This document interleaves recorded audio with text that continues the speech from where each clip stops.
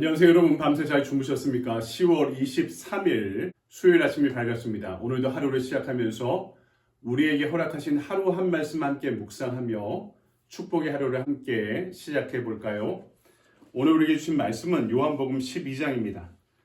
24절에서 26절까지의 말씀을 제가 봉독해 올리겠습니다. 내가 진실로 진실로 너에게 이르노니 한 알의 밀이 땅에 떨어져 죽지 아니하면 한 알 그대로 있고 죽으면 많은 열매를 맺느니라. 자기의 생명을 사랑하는 자는 잃어버릴 것이요 이 세상에서 자기의 생명을 미워하는 자는 영생하도록 보존하리라. 사람이 나를 섬기려면 나를 따르라. 나 있는 곳에 나를 섬기는 자도 거기 있으리니 사람이 나를 섬기면 내 아버지께서 그를 귀히 여기시리라. 아멘. 주님의 말씀입니다. 주님께 감사드립니다. 오늘 아침에 우리에게 주신 말씀 가지고 성경적 행복론이라는 제목으로 말씀을 증거하도록 하겠습니다. 예전 청년 목회할 때 여름마다 진행하는 사역 중에 제일 중요한 사역이 제 스스로 생각하기에 농촌 봉사 활동이었습니다. 저 스스로 농촌 목회자, 농목 출신이기도 했지만 신앙이 노동과 매우 밀접한 연관성이 있다고 믿고 있기 때문입니다. 몸이 움직이지 않으면 신앙은 성장하지 않는다고 저는 믿습니다. 사람들이 두려워하는 것 중에 하나가 바로 노동에 대한 두려움이죠. 책상에 앉아서 침대에 누워서 불안해하고 걱정에 빠져 사는 것보다 노동을 통해 땀을 흘릴 때 노폐물이 몸속에서 빠져나오듯이 불필요한 번민의 노폐물도 빠져나오는 것을 저는 살아가면서 노동을 하면서 경험했던 것 같습니다. 생계를 위한 일상의 노동은 무척 고되고 힘든 것이 사실입니다. 하지만 여러분, 교회의 역사 가운데 우리 영성의 전통이 이 노동을 어떻게 보는지 좀 살펴봐야 되는데요. 수도원의 전통 가운데 성 베네딕트가 이런 이야기를 했습니다. 노동이 기도요, 기도가 노동이다. 노동이 기도요, 기도가 노동이다. 이 말의 의미를 좀 깨닫게 되면은요, 우리는 좀 신앙에 대해서 좀 더 깊은 차원의 발견을 할 수 있다고 믿고 있습니다. 여러분, 노동이 주는 생산성이 있습니다. 삶의 리듬감에 맞춰서 우리가 사는 법을 깨닫게 만들고요. 여기에서 소소하고 작은 행복과 감사를, 즐거움을 느끼게 만들어주는 것이죠. 여러분, 사람들이 이렇게 느끼는 행복의 정도를 행복지수라고 합니다. 그런데 로렌스 크랩이라는 상담학자가 대부분의 사람들이 행복을 어디에서 느끼냐? 안전과 의미에서 느낀다, 이렇게 이야기를 했습니다. 안전이란 것이 뭐냐? 여러 가지 의미에서 부족함이 없는 상태를 말합니다. 신체적으로 건강하고 경제적으로 빈곤하지 않고 정치적으로 안정되어 있고 가정이 평화롭고 어떤 위협도 받지 않는 상태를 안전한 상태다라고 이야기하는 거죠. 또 그가 전하는 의미는요, 다른 말로 명예와도 관련되어 있는데요. 다른 사람들에게 뭔가 보여줄 것이 있고 다른 사람들에게 존중받을 만한 것을 내가 품고 산다는 것을 말합니다. 이 안전과 의미가 우리에게 행복을 가져다 준다는 것이죠. 그런데 여러분, 실제적으로 이 안전과 의미가 우리에게 행복을 줄까요? 미국은요, 1950년대부터 지금까지 미국의 시민들의 행복 지수를 조사해 오고 있는데요. 과거에 비해 1950년도에 비해 경제적으로 미국 사회가 엄청나게 성장했죠. 그런데 미국인들의 행복도는, 행복지수는 훨씬 감소했다고 합니다.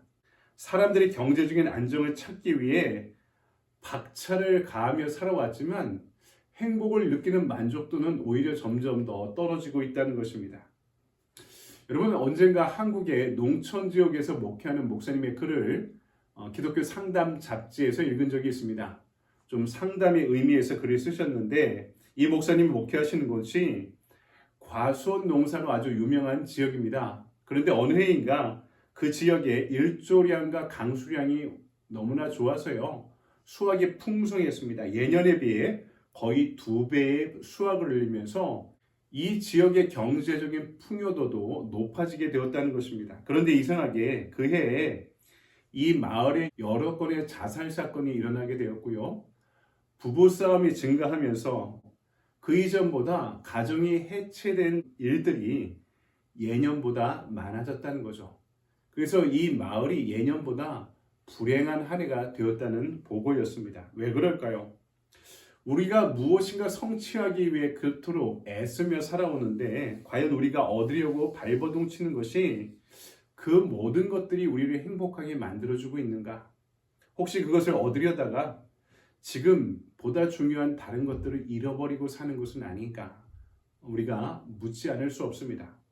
성경적인 행복론은요, 행복을 지금 나에게 주어진 것에 감사하는 것과 관련되어 있음을 알려주고 있습니다. 하지만 행복이 우리 인생의 목표가 될 때, 목적이 될 때 오히려 우리가 불행해질 수 있음을 성경은 경계하고 있습니다. 다시 말해서 성경적인 의미에서의 행복론을 정리하면은 우리 삶을 돌아보면서 참 좋았지 이렇게 느끼는 감정이라는 것이죠. 그 감사를 지금 현재에 누리는 것과 관련되어 있습니다. 행복은 내가 살아온 삶의 결과이지 목표가 아니라는 것이죠. 행복이 목표가 되면 나는 더욱더 결핍감을 느끼면서 불행해질 수 있다고 말씀하고 있습니다. 사람들이 안전과 의미를 추구하지만 비성경적인 사고에 의존하고 세상의 관점에 매몰되어서 그것들을 얻으려고 하고 있기 때문에 자기도 모르게 빠지는 함정이 있다는 것입니다. 그렇다면 해답은 무엇입니까? 우리가 성경적인 사고를 해야 된다는 거죠. 성경적인 세계관을 갖고 살아야 한다는 것입니다. 믿음의 삶을 살아야 한다는 것이죠. 우리가 잘 아는 미운 오리 새끼라는 동화가 있습니다. 오리 둥지에서 알을 깨고 나온 오리 새끼 한 마리가 나면서부터 목소리도 다르고 생김새도 달라서 무리로부터 소외당하며 살아갑니다.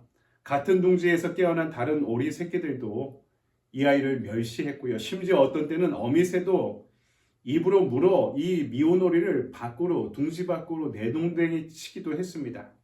슬픔 속에 돌아다니던 오리 새끼는 어느 날 연못에서 활동하는 너무나 멋진 백조를 발견하죠. 이후 마음속으로 나도 저렇게 우아한 백조가 되고 싶다라는 꿈을 꾸며 살기 시작합니다. 그러던 어느 날 성장하던 자신이 미운 오리가 아니라 아름다운 백조임을 깨닫게 됩니다. 장성한 백조는 그 어떤 새보다 우아하고 아름답지만 새끼 백조는 오리보다 못난 모습으로 태어나기 때문이라는 것입니다. 백조로 태어난 자신의 정체를 스스로 모르니 자신이 불행하다 느끼며 살아왔던 것이죠. 여러분, 자기를 알아야 됩니다. 그런데 우리가 나를 알면요, 나를 지으신 하나님을 알아야 됩니다. 구약 성경은 하나님을 안다라고 할 때 그 안다라고 하는 동사를 매우 특이한 단어로 사용하고 있습니다. 바로 남녀 간의 성적 결합을 뜻할 때 사용하는 단어를 하나님을 안다라고 할 때 사용하고 있는 것이죠. 무슨 뜻입니까? 하나님을 사랑해야 그분을 속속들이 알 수 있다는 뜻입니다. 그리고 그분을 알 때 내가 어떤 존재임을 깨닫게 된다는 거죠. 내가 이 땅에 미운 오리로 태어난 것이 아니라 하나님의 걸작품으로 백조와 같은 존재로 이 땅에 태어났다는 사실을 알 수 있다는 것입니다. 주님께서 나를 사랑하셔서 나를 위해 십자가에 달려 죽으실 정도로 나를 존귀한 존재로 이 세상의 걸작품으로 귀하게 여기고 계시다는 사실을 성경을 통해 우리에게 말씀하고 있기 때문입니다. 오늘 말씀은 그런 내가 붙잡고 살아야 될 진리가 무엇인가? 진정한 삶의 의미가 무엇인가? 이를 위한 성경적인 사고가 무엇인지를 분명히 알려주고 있습니다. 당시 헬라인들은 최고의 진리를 가르쳐 주실 분을 메시아라고 생각하고 있었습니다. 유대인들은 로마의 압제로부터, 이방 나라의 압제로부터 자신들을 해방시키고 시온의 나라를 완성시킬 메시아를 기다리고 있었습니다. 제자들은 유대인들과 생각이 다르지 않았습니다. 그때가 되면 그동안 스승을 따라다니던 그 모든 고생이 보상받을 것이다 이렇게 믿고 있었죠. 그러나 예수님께서 선택하신 것은 썩어져가는 미랄이 되는 길이었습니다. 하나의 썩어져가는 미랄로 살아갈 때 세상이 오히려 풍요로워질 것이다 말씀하고 있죠. 24절입니다. 내가 진실로 진실로 너에게 이르노니 한 알의 밀이 땅에 떨어져 죽지 아니하면 한 알 그대로 있고 죽으면 많은 열매를 맺느니라. 아멘. 그런데요, 주님께서도 이 미랄이 되는 길을 선택하기가 어려우셨습니다. 주님께서도 우리와 같이 그 길을 매우 고통스러워하고 그 선택을 어려워하셨다라는 것은 우리에게 너무나 큰 위로가 됩니다. 아, 그분도 우리와 같은 성정을 지니신 분이었구나 하는 것을 알게 되기 때문이죠.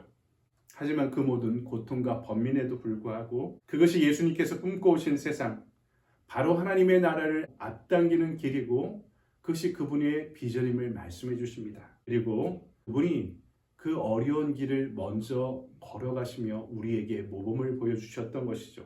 그리고 우리에게도 그 길을 따르라 이렇게 명령하십니다. 오늘 26절을 볼까요? 사람이 나를 섬기려면 나를 따르라. 나 있는 곳에 나를 섬기는 자도 거기 있으리니 사람이 나를 섬기면 내 아버지께서 그를 귀히 여기시리라. 미랄이 되는 길을 따르라 말씀하고 있죠. 미랄이 되는 것은 고난의 저주 속에 자신을 깨뜨리는 길입니다. 주님을 따르는 사람들의 예상을 깨뜨리는 길이기도 했습니다. 모든 사람의 기대를 뒤집어 본 길이기도 했습니다.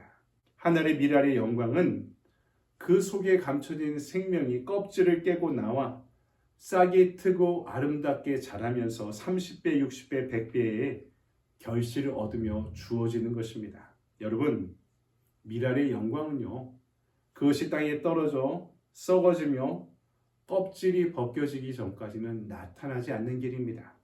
그것이 떨어지고 썩어지며 껍질이 벗겨지듯이 보이지 않게 숨겨진 생명이 눈에 보이는 것들을 뚫고 나올 때 미랄의 영광은 시작되는 것입니다. 성경은 우리가 그렇게 미랄이 되는 것이 행복한 선택임을 알려주십니다. 그것이 의미 있는 길이라 말씀하십니다. 그것이 구원의 완성을 향한 길이라고 분명하게 말씀하고 있습니다.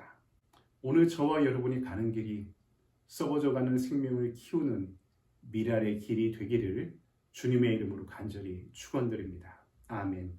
적용의 질문을 볼까요?